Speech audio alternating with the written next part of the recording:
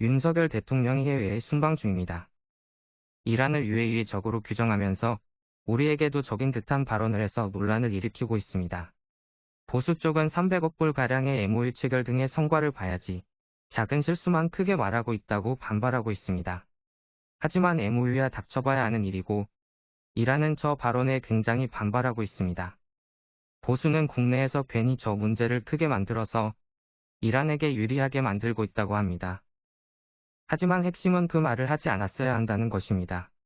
이란이 바보도 아니고 국내에서 가만히 있는다고 누구나 들을 수 있는 저 말을 이란 정부가 모를 것이라고 생각하는 것도 아니한 것입니다.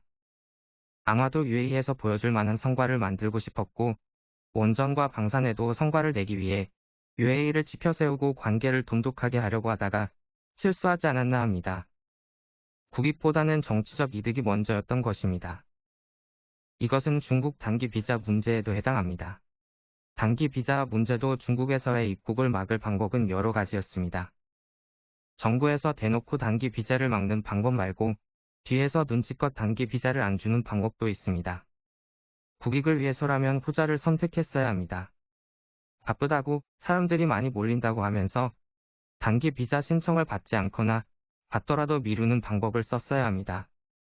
그렇게 해도 단기 비자를 금지하는 것과 비슷한 효과가 났을 것입니다. 하지만 윤석열 정부는 지지자들에게 중국에게 강하게 대하는 모습을 보여주고 싶었을 것입니다. 그래서 굳이 할 필요가 없는 단기 비자 금지를 대놓고 한 것입니다. 이렇게 되면 중국에서도 한국의 단기 비자를 막아야 하는 명분이 생겨버립니다. 다행히 중국에서 한국과의 관계를 중요시하는 것인지 다른 이유가 있는지는 모르겠지만 이번 조치는 원래보다 약간 불편한 정도입니다. 이전에도 중국의 단기 비자는 안 나왔습니다. 최근에 조금 풀렸지만 그래도 여행 비자 등은 여전히 안 나왔습니다. 중국으로서는 자존심은 세우고 한국과의 관계는 지키는 방법을 쓴 것입니다. 모든 정치인에게 정치적 이해관계가 중요합니다. 하지만 외교에서는 국익을 먼저 생각해야 합니다. 지금처럼 복잡하고 위험한 외교 상황에서는 국익을 먼저 생각해도 조그마한 실수로 많은 것을 잃을 수 있습니다.